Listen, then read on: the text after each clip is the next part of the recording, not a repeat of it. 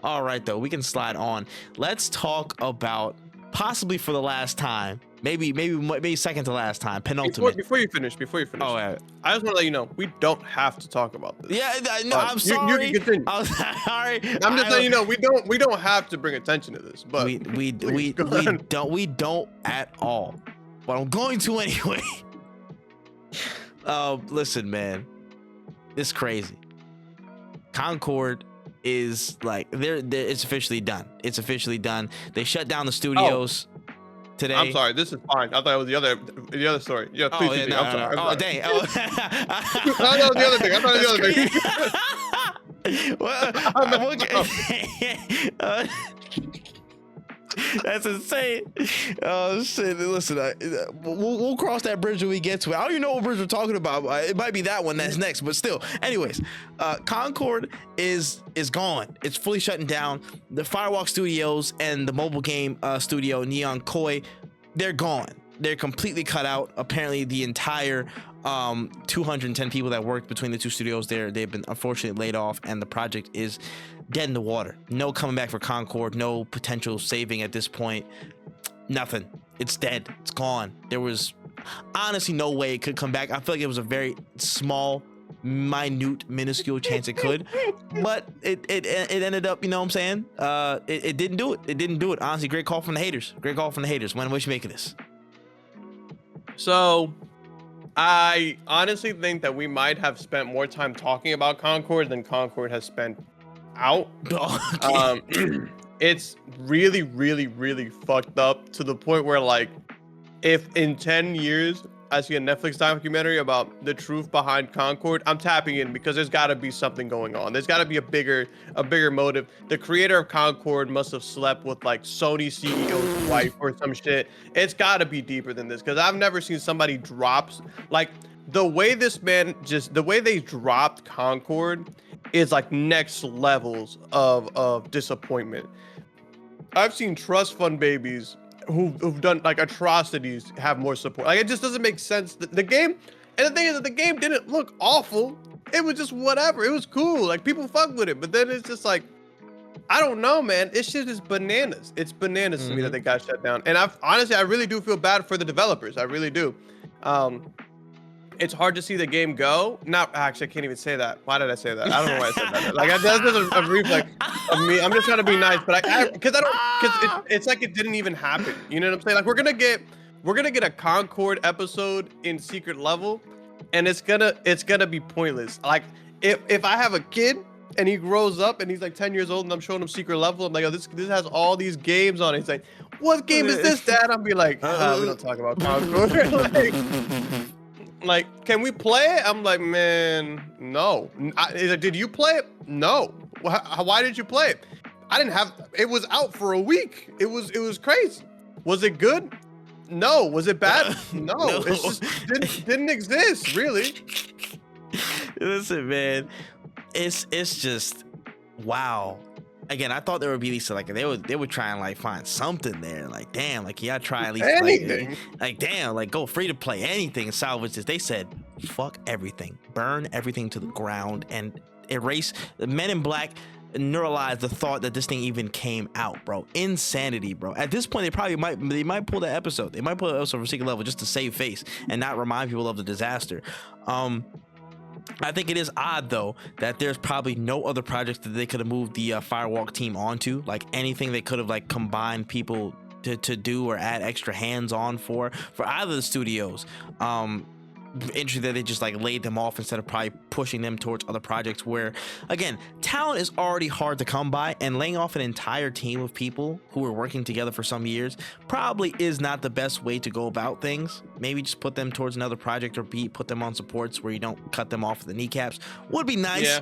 But you know, it's like they've been working together since 2016. I feel like they have some kind of level of cooperation that's like way better than like hiring an entire new team. But like, what did y'all do? Or like, what's going on? Like, there's got to be something going on that we don't know about. This is crazy. In my tinfoil hat bag, I'm so serious. This is what I think. I think Jim Ryan liked this game. Jim Ryan liked this game. He was like, you know what, it's kind of cool. We'll kind of see what happens. We'll see what's going on with it. Eventually, he saw it took too long. Maybe he agreed, but whatever. He retired at some point, and he has enough blood on his hands for layoffs and stuff like that. So he was like, you know what? This is a good time to get the fuck out of here, because I see the writing on the wall. This Concord thing's turning bad. We had to like close PlayStation London and whatever, Sony London studios. Like, we had to get this shit out of here. I'm peacing. And now Herman Holst, apparently, I think what the word was from what we were reading through all the stuff, that like, Concord was close to his heart. Like, he said he loved Concord, the idea of it. And a lot of people were saying and reporting in the background, I don't know how true this is, but that a lot of the talk was a lot of the quality and like serious, honest conversations around if the game was viable or not were kind of getting bypassed because there was so much executive buy-in. So because somebody like Herman Holst really liked the game, it didn't matter what people would say at lower levels, like, yo, the game's still coming out, you're still making this shit, because I believe in the executive round, the suits believe that this game is going to be the next big cash cow for Sony. And the fact that they got pushed out and got murdered, I think that may be a sign of, hey, I want to wipe the slate clean up. I don't want anybody to ever associate this with my name again if I'm Herman Holst. Like, I wouldn't do that if I was him, but in his perspective, I can see him doing that. If there's any truth to those statements, I'm just saying, like, yo, like pulling a full like you know what I'm saying, like clean sweep, douse the whole thing with holy water, put it in a well, you know what I'm saying, drown it, bring it back to life, disintegrate it, and sweep away the ashes. This is a full clean that never associate this stuff again. Unfortunately, you know what the big L for this is? We're the biggest losers in all of this, kind of.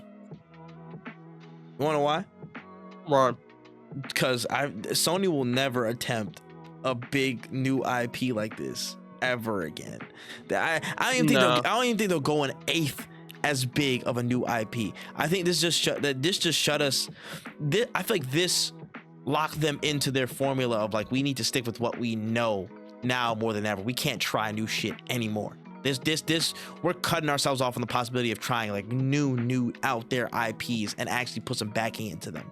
Like, now again, it would have been nice to just turn however many millions of dollars that y'all spent on Concord and put that into 10 different smaller projects that could have yielded their results and built up slowly over time and not be dumbasses. But I'm not a suit. I don't know. But yeah, in any case, it is 100% changing their perception on how they're going to carry out business and how they're going to carry out projects, bro. They're going to stick to the guns that they know and barely even give a second thought to the guns that they don't.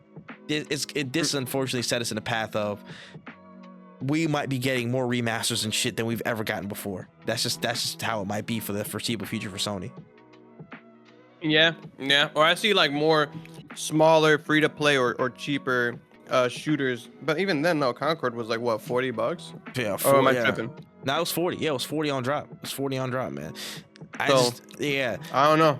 Even if we get a free to play something, it's gonna be derivative of an IP we already know, which is like, it's not the worst thing in the world, but it's also not the best. Just try something fucking different if you're gonna be so far out there. Like, it's just this. Unfortunately, is a blowback on us, because it's just cutting creativity off even more. Like, they're like, all the motherfuckers, all the other suits who were in the little room talking about, I knew we should have just made that Last of Us game, which would have been nice, but it just sets the unfortunate precedent of, oh, we have to keep everything that we do to the IPs that we've already established, or else this shit doesn't work. And that's not the case. That's not true. You can't enforce conservative mindsets in an industry that really does crave boldness in the long term. Again, Abu Salim, who did Tales Canzeras, I saw literally an interview. We're talking about one of his stories later on the episode today, but he was talking about his next project, again, which we'll talk more about. But he was talking about how just the industry and what he's been seeing of, like, you know, in this time, people are being so conservative, rightly so, because the cost of living and everything like that is there. But especially people who are in position to like invest, like the companies and the the funds or whatever. All these people, all these industry figures are being so conservative, like, yo, we can't push anything else. We're going into our shells, and this is a time where people should be bold to get the experiences that we want, and especially as people balance outside left with playing games again.